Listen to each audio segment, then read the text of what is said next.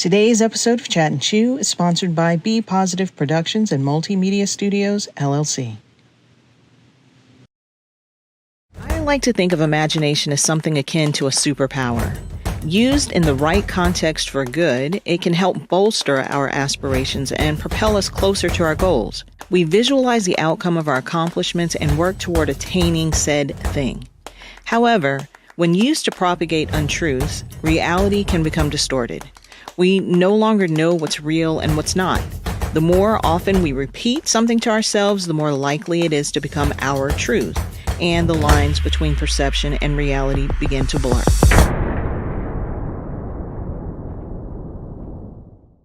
And that, ladies and gentlemen, is a wrap.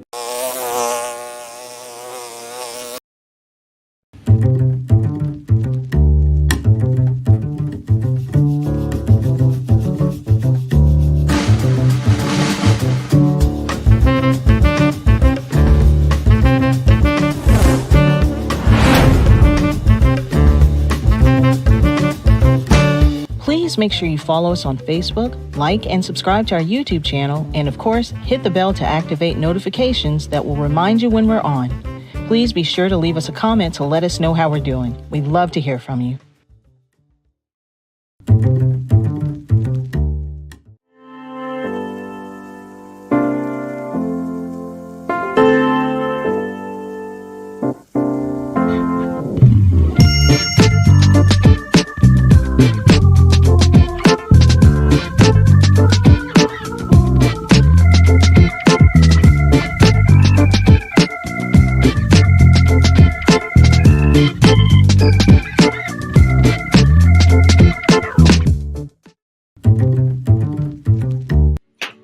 Welcome, James. Welcome to our this week podcast, Chat and Chew podcast. Glen, glad to be here, and welcome to you too. Yes, sir. Yeah. I am very super excited about the podcast. Before we go into it, let's do a little bit of a housekeeping statement. Yeah, sure thing. So we welcome our viewers. We're glad to see you, or you all see us. We are in the midst of another fourth quarter now. Yes. And with that, we would like to get as many viewers involved in watching our podcast on a weekly basis. And by doing that, you will help us because we need to get some of these messages out. Yes. But if you're on Facebook, we would like for you to like us. Yes. And then hit the follow button so that you can see when and where we're going to be or what time we're going to be on, things like that. Mm-hmm. I know our producers always send out some tidbits throughout the week and to remind individuals that we're going to be on Wednesday nights. But the other one is YouTube. Mm-hmm. So if you are a YouTube user, please subscribe. Hit that little bell. Hit the bell. And there's a thumb up. Oh, okay. Hit that one too. But the last one is going to be Instagram. So if you want to follow us on Instagram, just look for Fathers Forever. You're not going to have to do too much, but you can like us there too. Mm-hmm. And last but not least, we want our viewers to give us some comments, some feedback. We would like to either get those comments or get your name on the so that we can give a shout out. Yeah. We love to hear from you. Mm-hmm. Tell us what we're doing, how we're doing, and how we'll connect into it. Absolutely. So, James, what else is going on up? I know we got the... it's going to be a busy November. Yes. And that's why I said the fourth quarter, because I'm going to let you talk about one of those items, but, you know, we're going to have another graduation. November 6th. November 6th this year. Yeah. We will have had two graduations. Yes. And that's not including the one in the jail. Right. Doesn't include that. Right. So this is for our in-person men. It's going to be November 6th. We welcome you to that one as well.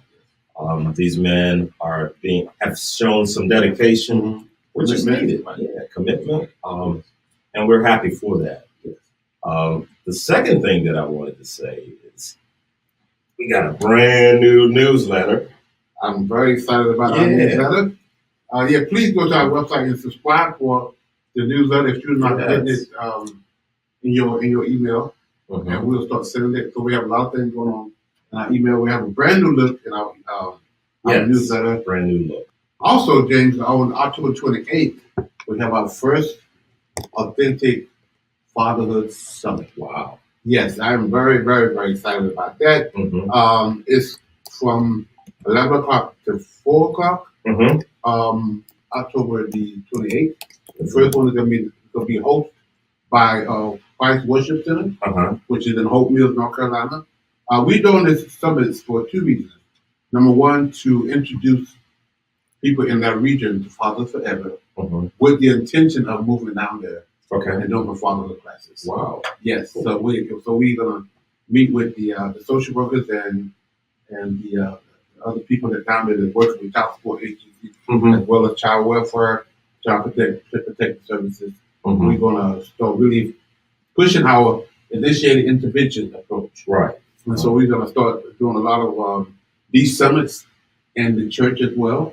And the church is going to actually host these summits. So let me get this straight. You're going to be in Hope Mills, and that's going to be the first. That's the first one. Summit. Yes, summit.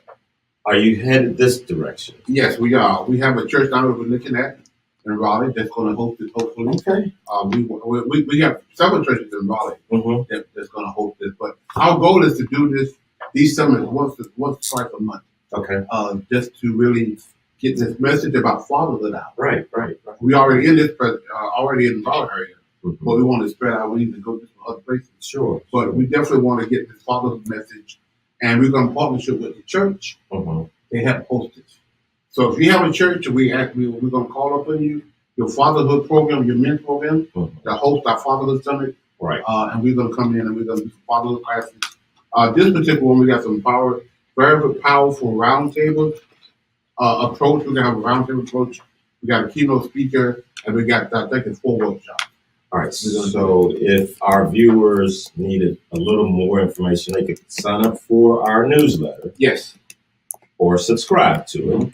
And then the name of it is called The Transformer. Yes. So what we want them to do is get any additional information from right there in our newsletter. Right? Yep. And also, there's going to be a sign-up sheet online that they could go and sign on to register for this class. That link should be coming out I think it's either this week or Monday. There's going to be a link that you can register for the class. Now you know people want to know how much it costs. Right now, it is free. Wow. Yes, it is free. We just getting together to start this fatherhood. And this is a movement that we're trying to, and we're not the only fatherhood program that's really working with men, but we want to expand our reach and really start teaching fatherhood. Great. So I'm very excited about the first one of many summits to come. It's our first authentic fatherhood summit hosted in Hope Mills, Pastor Rick Earl, the church in Christ Worship Center. It's hosting our first one. You know what? I think I need to interview you again. Okay, so you got some things going on, and sometimes you're good about sharing, and then some things you keep close to the cuff, as they say. Yeah. So I want you to think about that and see if we can do that. We can. And maybe I don't have to be the only person in the room that interviews you or asks questions. We can actually do that. I think we need to do a deep dive into the mind. I got a couple more things. My mind of Dr. Glen. Yeah, my mind is just it's steadily going. And I have to attest to that. I'm here every day, and I don't see all of that. But I know when he gets away to himself, viewers, he's somewhere on the site, and and nobody knows where Glen is, and he goes and then he's working quietly. So I have to get that quiet time, and I have to keep focused. Kudos to you. I'm working on 3 projects right now, major projects right now that I'm very excited about it. And I don't have to know everything, but I want to know something. They're gonna be popping off soon, very soon. We want to introduce our dear friend, my dear friend, Dr. Kimberly Muktarian. She's a dear friend of ours. She got her own nonprofit, Save Our Sons.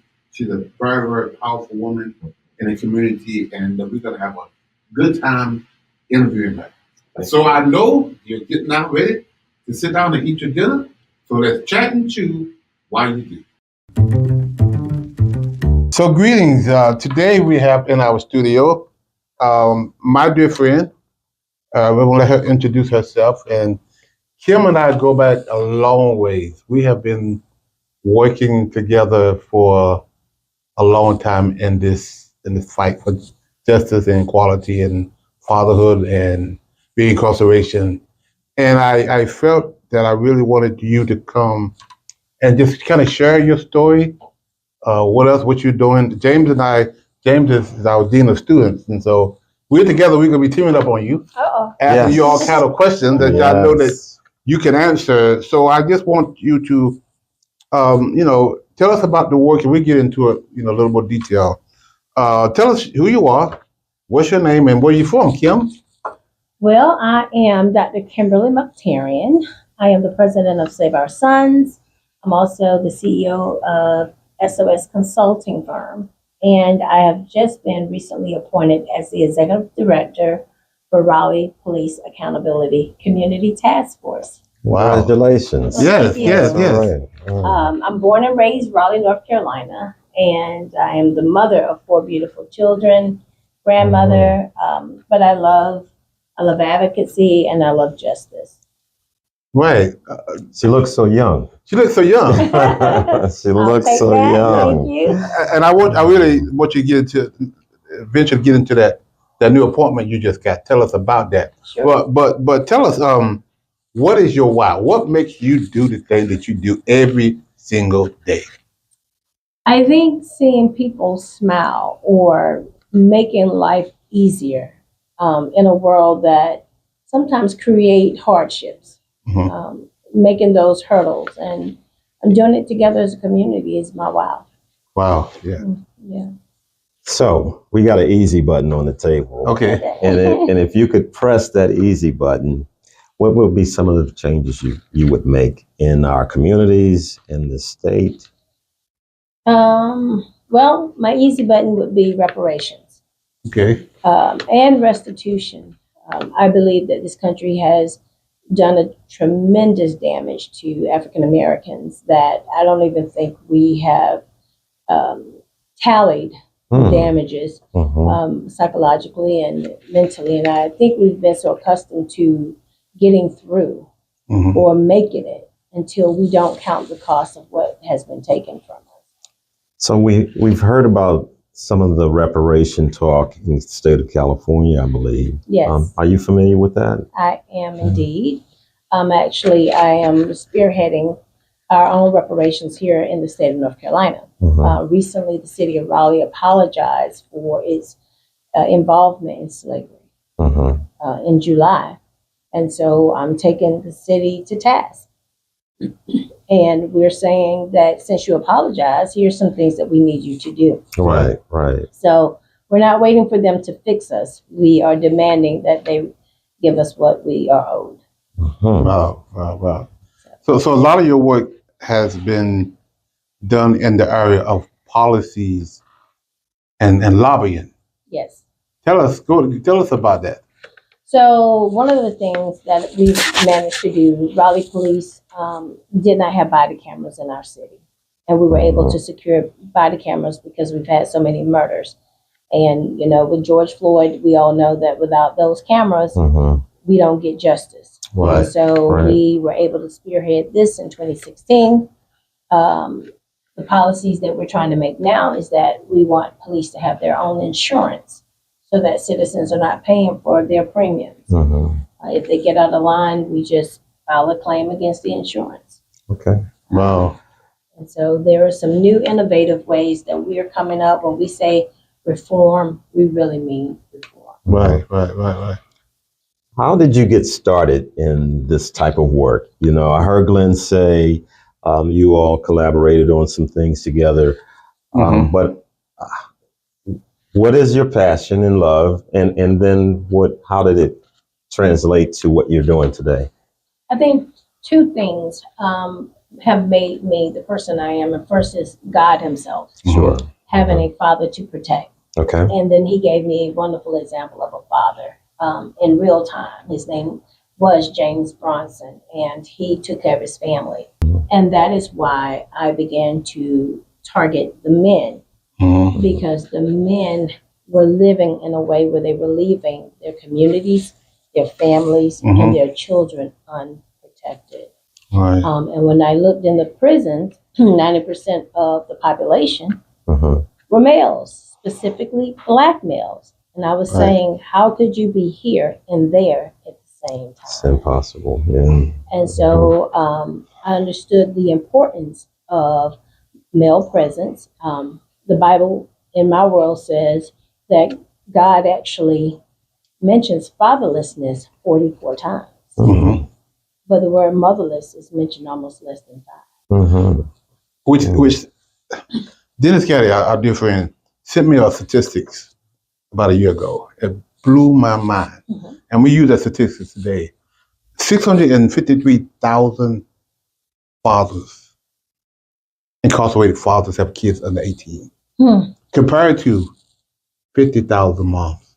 But yet, as society, we have not addressed that issue, very, very little. And you and I have been doing this work, going inside the prison and working with men with, incarceration issues. And, sometimes justice has not been fair with them. Sure. And lobbying them. And one of the things that's fascinating about me to you to me, is your work in helping change policies. What are some of the things you're doing to help change some of those policies?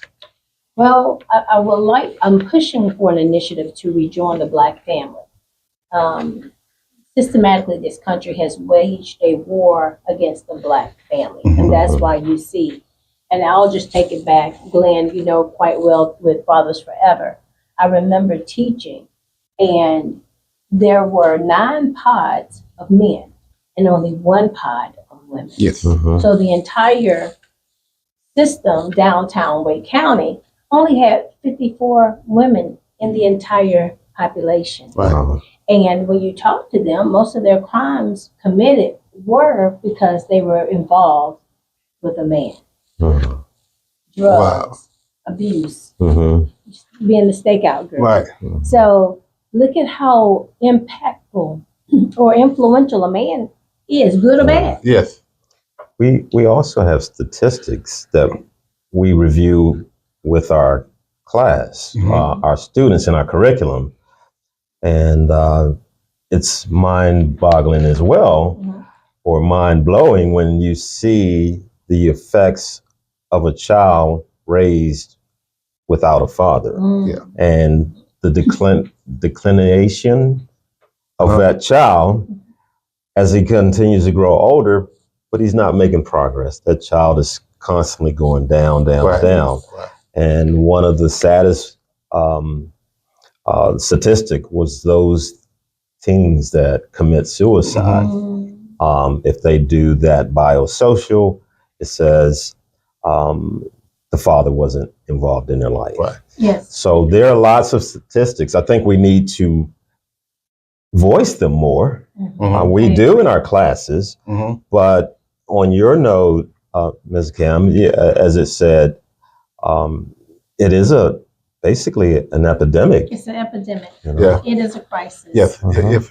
If fatherlessness was a disease, it would be a pandemic. It would be on the scope of the pandemic that we just experienced. But and here, one of the things Save Our Sons is doing with the initiative is called lynching, an anti-lynching campaign. And most people see lynching as someone hanging from a tree with white people standing around, but they've sophisticated lynching. When you remove air, or lynching is when you remove a life source. Yes. But what happens when you remove the father from the home? Right.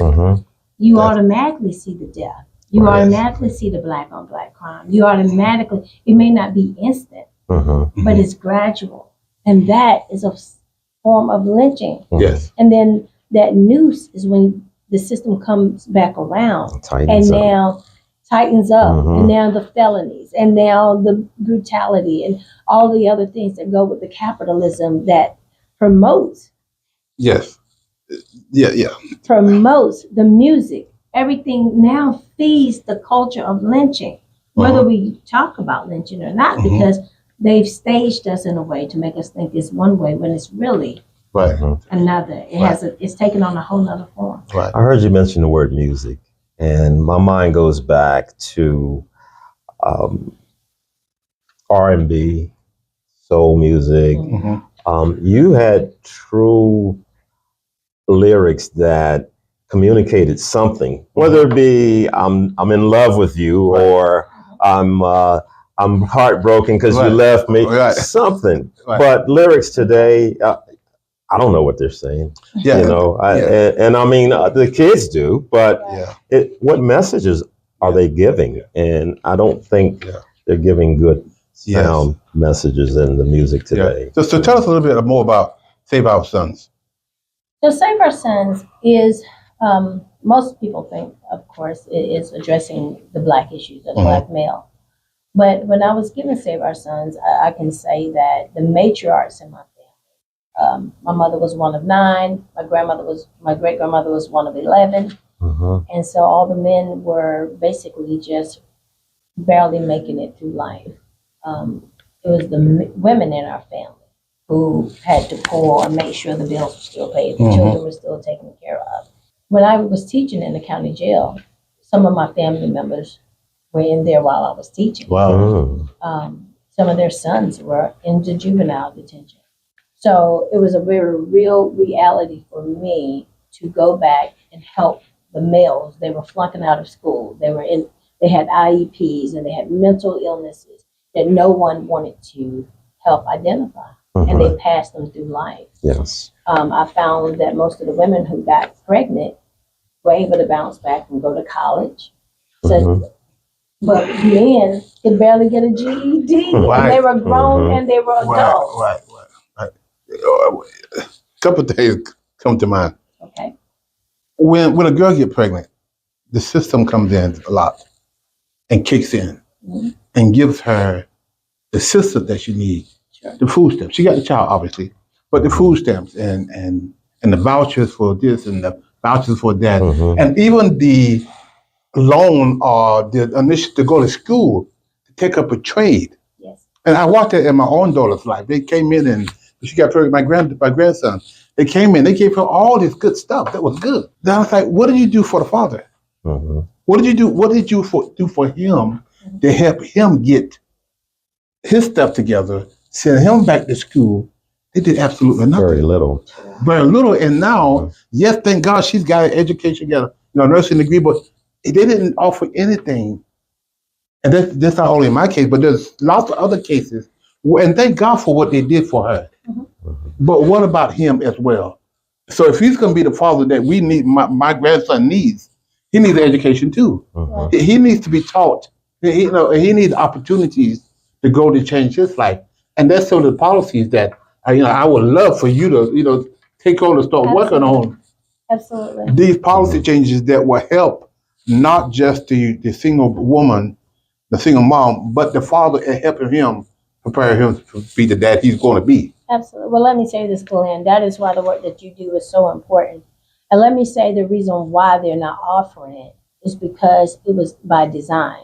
It was by the design that said, we are now the Black father. We are now the provider of the Black woman and the Black child. And you are no longer needed. Yeah, we'll do it. We'll do it. And it keeps the women passive aggressive, dependent. And needing the system. Dependent and self-sabotaging. Because if you pull those resources from her, she can't even afford to date anybody.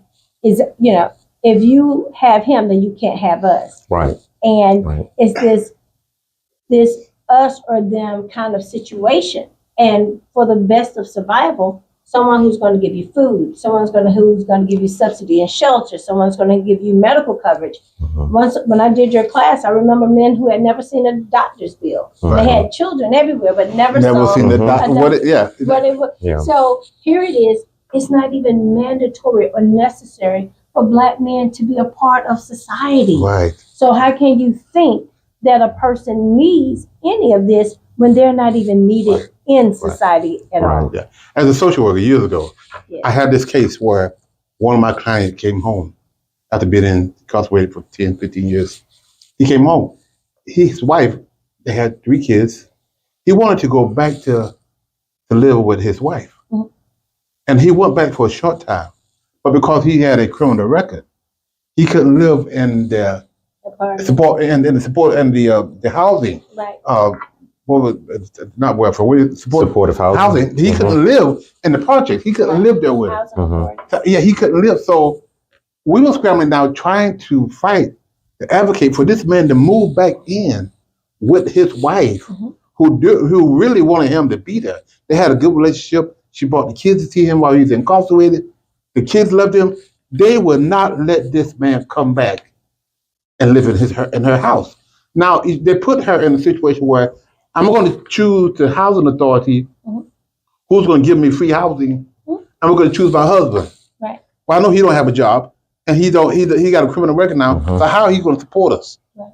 And a lot of times they choose The system. the system. Yeah. Absolutely. But for her, she's like, no. If we have to, starve almost, we're going to be together as a family. Right.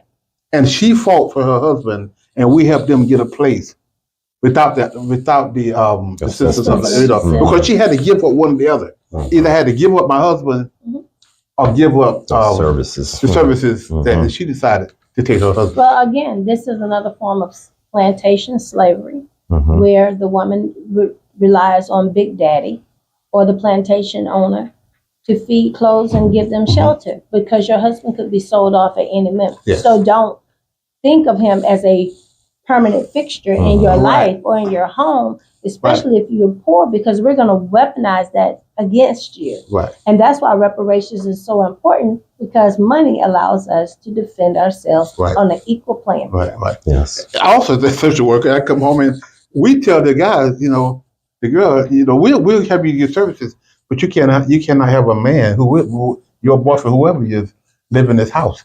He could be there at nighttime, but at 8 o'clock in the morning, when I come by there, he better be He gone. better be Mhm. gone. Right? So you're showing this man. It's so. What am I for? You got to leave. All I'm there. All I really, my manhood now is really making babies. Because all I think I'm good for. Right. Because in the daytime, I can't be seen with you. Right. I got to get out of the house. I got to get away from there.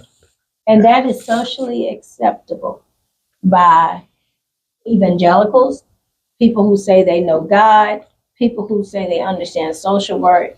I don't know how in America the family is not the first unit that we respect and try to Right. hold together. Right. And that is the lobbying efforts that we are doing side by side, like with organizations such as yourself. Right.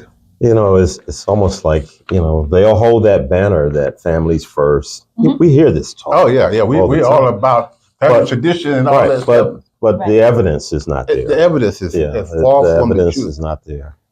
I think that has a lot to do with who this nation really is. Mhm. From the day that we arrived on the shore as African Americans, Mhm. it has been a war against the Black family. It's a form of control because whoever has the resources have the control. Right.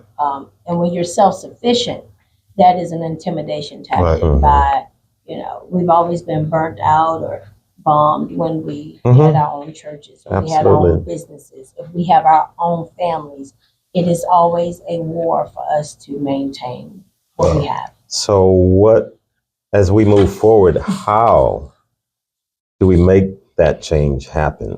What are some things that we could do on an individual level, Sure. as well as organizations Mhm. such as Fathers Forever and your And corporately. organization and Yes. corporately? Yeah. So what are some things that we could do? I think we're doing what it takes right now. We're having the open discussions, Okay.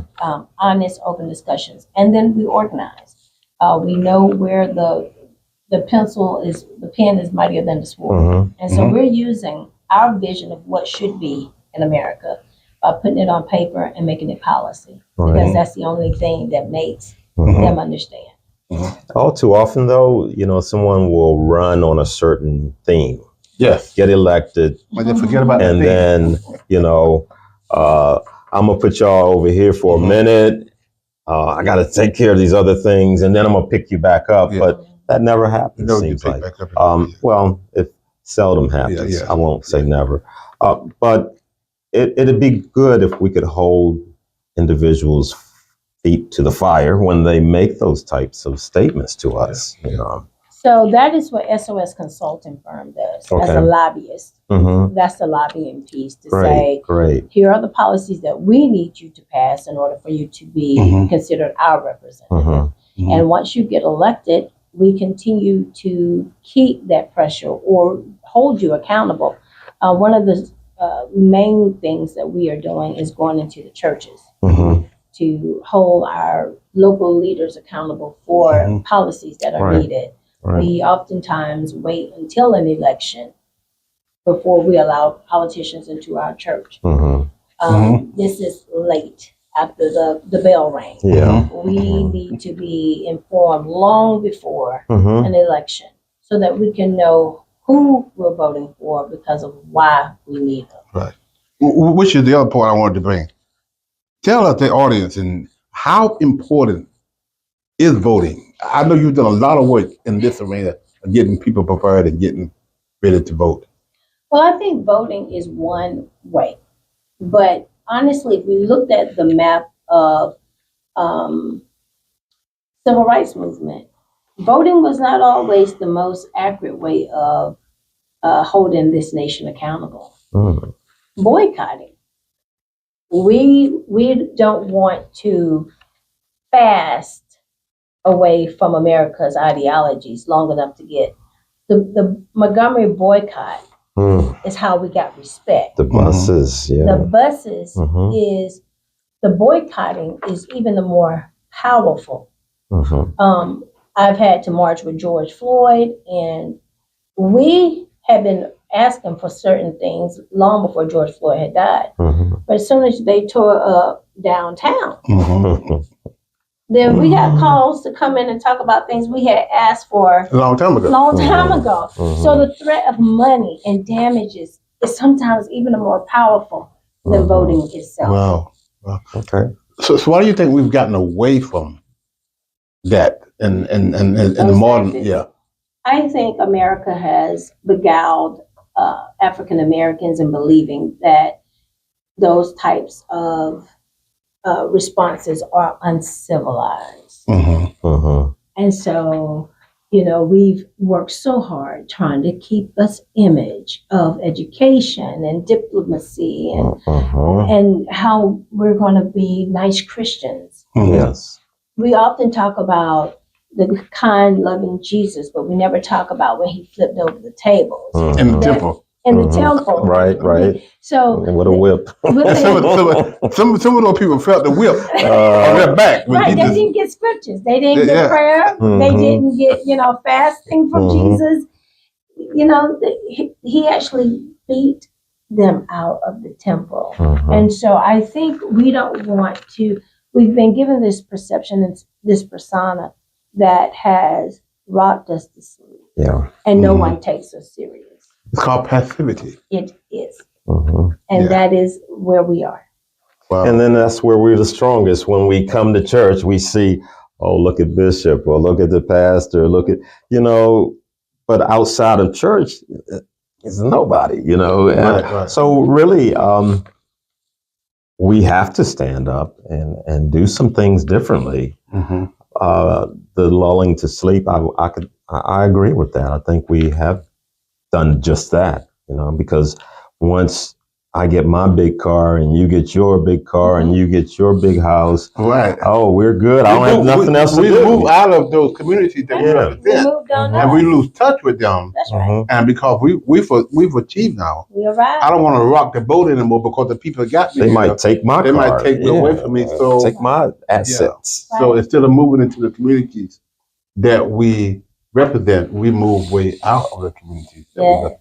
yes. And they come back in and sit right amongst us and our most depleted communities and triple the value. Hmm. Wow.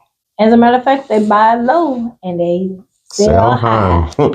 Wow. So we are not, first of all, we don't appreciate who we are flat without anything.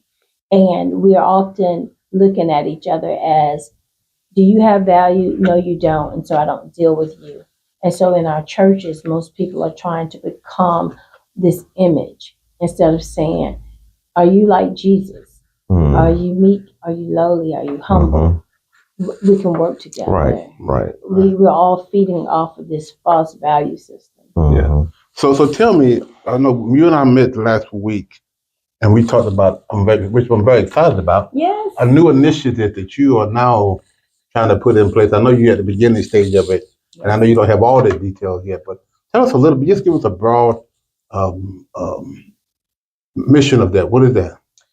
So I think what is well overdue is for the community to protect our own.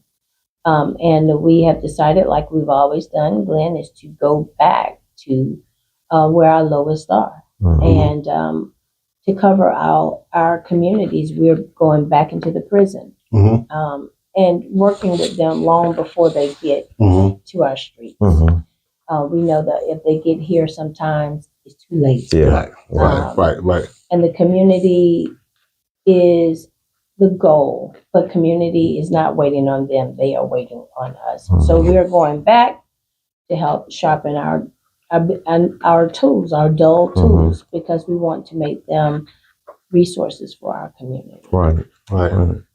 So we're doing kind of like the in-reach and going back into, instead of, you preparing them for when they get out. Yes. Yeah, and what we have done, you know about this, we've created Dads at a Distance. Yes. Which is our textbook that we have put together in the middle of the pandemic because we shut down like everybody else. And so we've been really we've been teaching this curriculum for the last 15 years. Beautiful. Primarily in Wake County. But we wanted to make it broader. So during the pandemic, we put our curriculum in a book called I Am a Father Forever. Because these guys is going to get out of prison one day. Yes. They're coming back to the community one day. They're coming back to their family one day.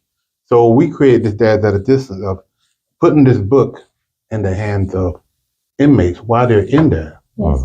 Then now we can give them some steps to do while they are incarcerated. Yes. So now they can, it's in the book, the way the book was written is the self-study. You can go in your cell and just be by yourself and you study it. Yes. Or it is a group study. And we've had both. We had guys could tell us, I saw this book laying on my on my table or somewhere, and I went and got it, and I've been studying this book ever since. Great. We go to the jail every Tuesday. Every Tuesday, and every time we go there, this last Tuesday, the first Tuesday we had just met a new set of guys. Okay. And we are sitting there, and we pass out the book, and the guys start talking about the book. He's like, "Man, this is a fantastic book. This is a nice book." He said, "This guy named Glen, he was doing this, and he was telling me the story about the spaghetti story. He didn't know I was. He didn't know I was right. So we had just met each other. This is our first time meeting this group of guys, and he's telling all about the story. It's like he could tell it. He was telling it. He wasn't leaving any points. And I say, "Would you like to meet him one day?"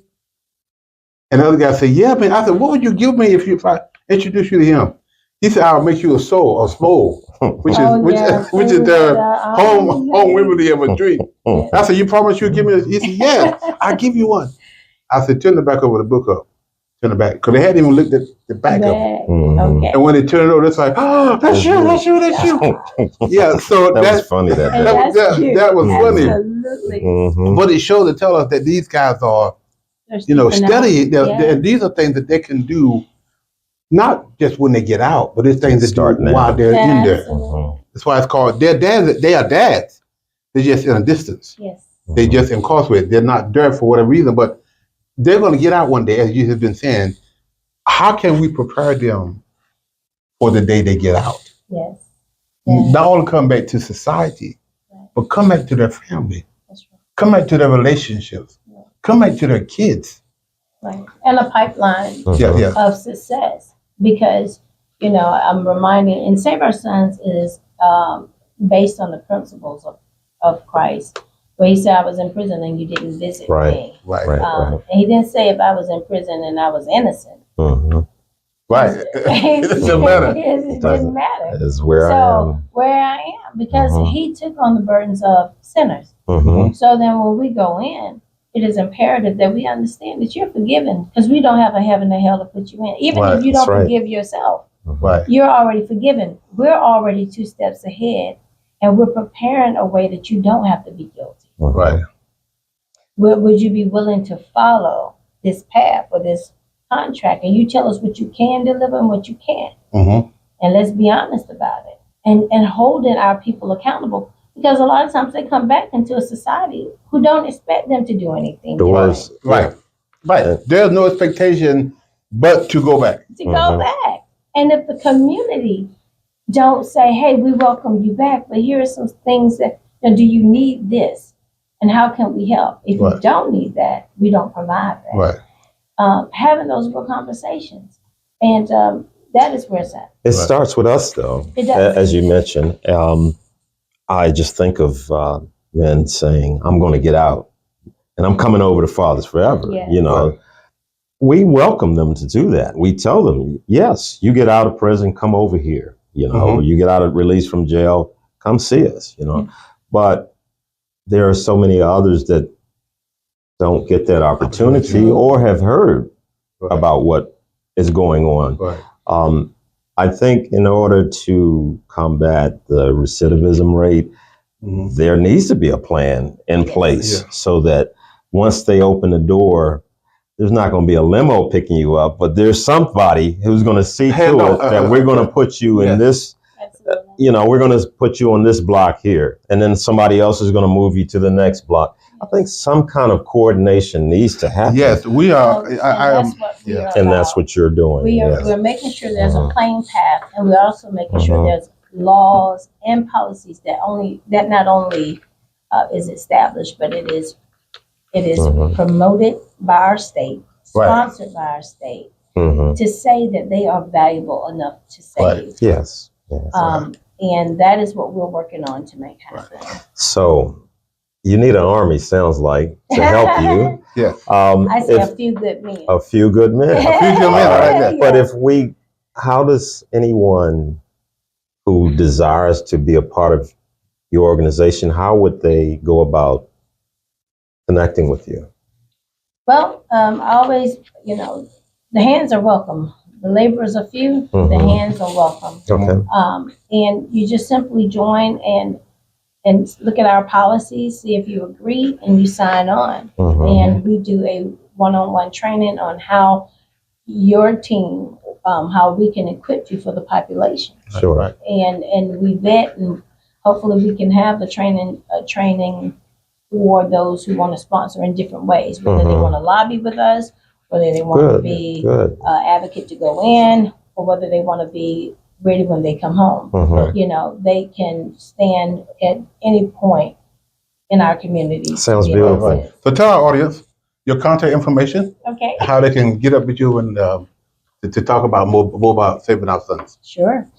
Save Our Sons, you can reach us at Save Our Sons. That's right, with an S, US for United States, at yahoo.com. Again, Save Our Sons, US, at yahoo.com. Our number is 919-349-7622. And you can ask for Dr. Kimberly, and I will answer the phone. Can you give us that number one more time? Absolutely. 919-349-7622. We're waiting to hear from you. I'll be calling. Okay, thank you so much. This is Dr. Kimberly Muktarian, and I am so honored to be in partnership with you, James and I, with Father Forever, and with the staff. And you have been a part of us, Father Forever, for a long time. One time you were teaching classes that you were not teaching now. She was teaching them that's wonderful. in the jail as well. So we have worked together a lot, and we're going to continue to work together. This new initiative, which I'm very excited about. We work on a couple of things. We're going to bring you on board as well.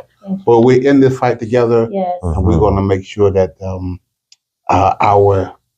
our neighborhood is really going to understand what it is to help reduce recidivism and help bring in police reform and more about the detail of your I like that reparations. Your reparations, and also that's what I like about the position you just got. Congratulations on that. And I know you're going to do some phenomenal work. Good. We're glad to see you. Thank you. Okay. And thanks for coming. Thank you so much for All right. having me. James, Yes, sir. we had a doctor in the house. I do say I'm so. telling you. I mean, I've got my notes right here, James. Let's keep them here. Let's keep it here, because it was so informative. This lady, Dr. Kim Muktarian, that woman, she's powerful. She is. If I had a platform, I'd just put her on it and say that was sensational. Yes, It yes, was yes. definitely Very sensational. informative. Mm-hmm. I mean, it was. I use the word excited all the time. And, Yeah. but that was a very, very informative. She had some. I mean, have you ever watched a movie where the movie ends and you want the movie to keep going? Right. That was one of those. I want to keep going on and on and on. And I believe it would have. Yes. You know, if we didn't have We had to stop. if we didn't have to deal with our own time constraints, Yes. I guarantee you, we could have continued talking Yes. into the night. Yes. You know. She's very proud. Mm. So what's some of the takeaways you got out of it? Well, it is so to have a better understanding of where we are, not only in our individual lives, but in this country. Yeah. Reformation is all we used to hear about. Reformation, 40 acres and a mule, that kind of talk. But it's not, that shouldn't be the whole conversation. Right. You know, and she mentioned restitution. Restitution. So reformation versus restitution.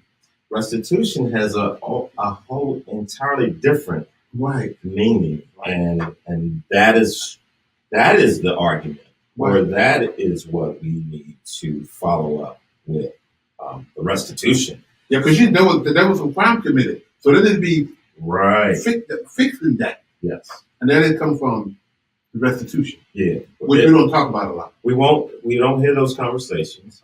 I know that I heard them over the summer with the state of California, and there was some movement, some traction there. But I don't know what's going on with that state. But I know North Carolina has started maybe some of that process. But as I mentioned, she said that it's restitution means, and you know, sometimes we like to say, well, vote somebody in, vote somebody out, and it has nothing to do with the voting part. Right. You know, I think she used the word boycott. Yeah, which is another thing. She said, well, I think you asked a question about voting. She said, we can vote, yeah, but there's something that's probably better than voting. Right. And we got away from, which is the boycott, which is what Dr. King did. Yes. Back in the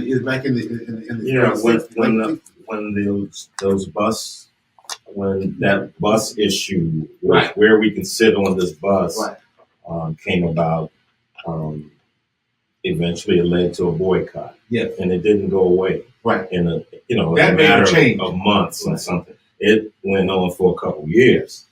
And the population down there, Black population down there, found a way to not even need the buses. Right. So it ain't just our emphasis has been on voting, and we need to vote. Right. But we have gotten away from the boycott. Yes. But her take on things is very different. It's different. Definitely. It's definitely her different. approach and also, you know, then her new position now that she's got, and I'm not sure what the title is, but she's executive director of some kind of police commission and just got her own as a work with the police department. Congratulations for her on that. Right. And she is just powerful. Yeah. And I'm going to apologize. I got my R words mixed up. Okay. But I meant to have said reparations, not reformation versus restitution. Yeah. But anyway, she has another organization. Yeah, Save Our Sons is what I have known her for many years. Working with guys and been in and out of foster care, you know, some back home, helping get back on their feet. Right. She's got a heart for men. She worked closely with us for many years, teaching our curriculum inside the jail. Yeah. At one point in time. It's unique to see a woman, a Black woman, taking up the mantle to not ignore the Black men that have been incarcerated, who are in our community. It's shoulder to shoulder work, because we're doing something similar. She also does some powerful work when it comes down to policy change. Oh, yes. She's been doing that, and that's really exploding, I think. Mm-hmm. Coming up with different policies. She's very very talented. Yeah. Sounds great. Yeah. So the audience, please, if you have opportunity, go back, listen to what she had to say, what she shared with us, Right. And share this with your friends, share this with your neighbors. And we're going to get Dr. Kim back. Yeah. And hopefully, I think she's going to really start her own podcast. Right. We kind of talked about that, maybe off the set a little bit, that she really wants to start her own. And I'm very encouraging her to do that because she's got a lot to say. Well, and I'm very, very excited that we have it. It's going to be a part of it. I do believe that there's always a time for everything. Yeah. And maybe this is that season. Yes. And I look forward to some of the outcomes that will be made possible because of her efforts and us working along with not only Save Our Sons, but other organizations. And I think that's what we're going to be doing, James. One of the other things that we're going to be doing, I've been kind of thinking about, and we're going to start having some interviews like that with more people in the community. Absolutely. Who are doing some very powerful things. Because we need to expose these people to the community. Right. Sometimes they're the best kept secret. Yes. We don't necessarily know about them because they don't go out talking about it. And we need to talk about them in this context. Yeah. And so go to our website, join in, get our newsletter, encourage people. If you know somebody in the community that's doing something exceptional well, please go to our website and share it with their name and call our office at 919-779-9905. I'll go to, I think it's info@thefatherforever.com and leave a message there, and our staff will do that with you. And I'm very, I use the word excited so much, Kelly. Some other words, but I am super excited about what we're doing. We're going, what we're going to be doing. Tremendous. So we can go on and on and on. So we're going to close the day, and I hope everybody, please be safe, have a good weekend, and we'll see you next time. Here's 3 ways you can support our Dads at a Distance initiative. Give a copy to a family member, our friend. Donate monthly, a book monthly, 5 books monthly, how many books you want to do monthly donation. Reverse book signing, your church, your business. You can make a donation go to our website at www.afatherforever.com and go to our PayPal at Fathers Forever. Our Cash App is $Fathers Forever. Make your donation today. Please include in the note section, include DAAD. Again, include in the note section DAAD.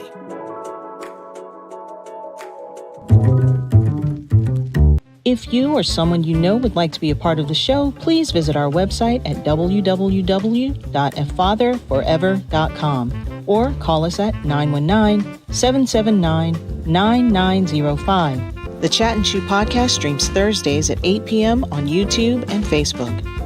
To schedule a reverse book signing or to find out more information about how you can become a part of the programs you've heard us mention today, please be sure to stop by our website as well.